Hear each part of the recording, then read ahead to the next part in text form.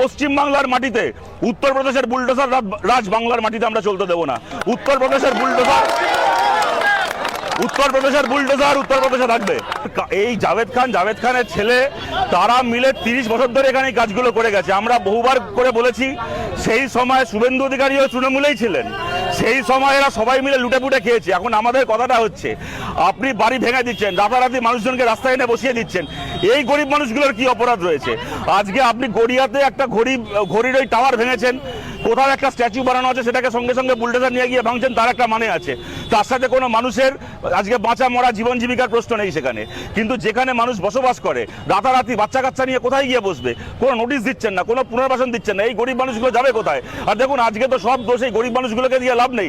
গত 15 বছর ধরে 20 বছর ধরে তো কলকাতা চলেছে এইভাবে, তৃণমূল সরকারের আমলে, তার আগে যখন তৃণমূলের কর্পোরেশন ছিল, চলেছে এইভাবে। এই মানুষগুলোকে এনে বিক্রি করে সে প্রমোটার তো তার মতো করে টাকা ইনকাম করে চলে গেছে। তার কাছ থেকে জাভেদ খানের বউ যখন এখানকার কাউন্সিলর ছিল, তাদের যা টাকা খাবার তারা টাকা খেয়ে হজম করে গেছে।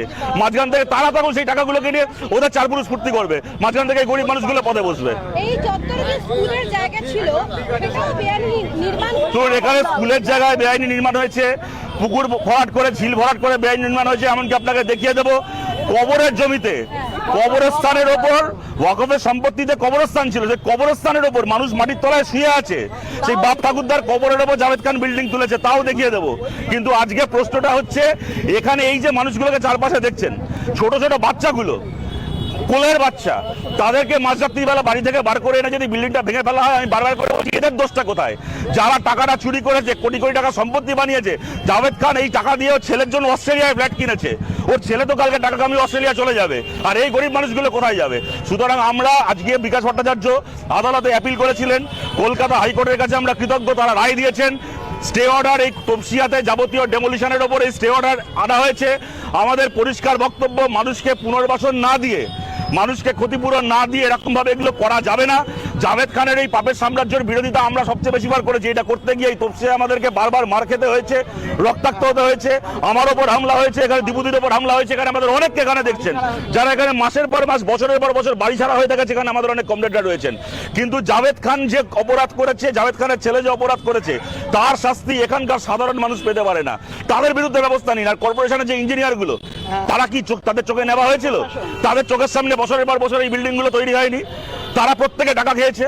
থানার এখানকার, আমি বলছি, দাবি করছি, আমরা গত 15 বছরে তিলজলা থানায় কোন কোন ওসির পোস্টিং হয়েছিল, সবাই আজকে যে যেখানে থেকে থাক, আজকে যে থানায় থেকে থাক, তিলজলা থানায়, পাশে তপসিয়া থানায়, ওদিকে এন্টালি থানায়, এই তপসিয়া এলাকা যে থানা এলাকার মধ্যে আছে, গত 15 বছরে 20 বছরে যে থানার ওসি পয়সা খেয়েছে এই প্রমোটারগুলোর কাছ থেকে, এই রাজেশ ফাজেশদের কাছ থেকে, যারা যারা পয়সা খেয়েছে, তাদেরকে তদন্তের আওতায় আনা হোক। সেই ওসিগুলোর বিরুদ্ধে ব্যবস্থা নেওয়া হোক।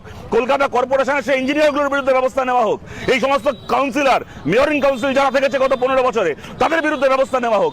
তাদের পাপের শাস্তি যেন এই মানুষগুলো না পান, তাই এই অ্যাপিল নিয়ে আমরা কোর্টে গেছিলাম। আমরা কোর্টের কাছে কৃতজ্ঞ, তারা এই অর্ডার দিয়েছেন এবং সবাইকে এখানে বলছি, এই অর্ডারের কপি আমরা এখানে দিয়ে যাচ্ছি। আপনারা নিজেদের মধ্যে জেরক্স করে নেবেন। প্রত্যেক বাড়িতে একটা করে কপি রাখবেন। हर एक घर में एक एक कॉपी रखिएगा इस ऑर्डर का। कोई भी आए, कॉर्पोरेशन से आए, पुलिस से आए, जहां से भी आए, कोई भी आए, आप एक कॉपी दिखा दीजिएगा। कोर्ट ने बता दिया है, कोर्ट बोले दिए মানুষকে এরকম ভাবে রাতারাতি ঘর থেকে বাইরে বার করে ডেমোলিশন করা যাবে না। এই পশ্চিমবাংলার মাটিতে উত্তরপ্রদেশের বুলডোজার রাজ বাংলার মাটিতে আমরা চলতে দেব না। উত্তরপ্রদেশের বুলডোজার উত্তরপ্রদেশে থাকবে।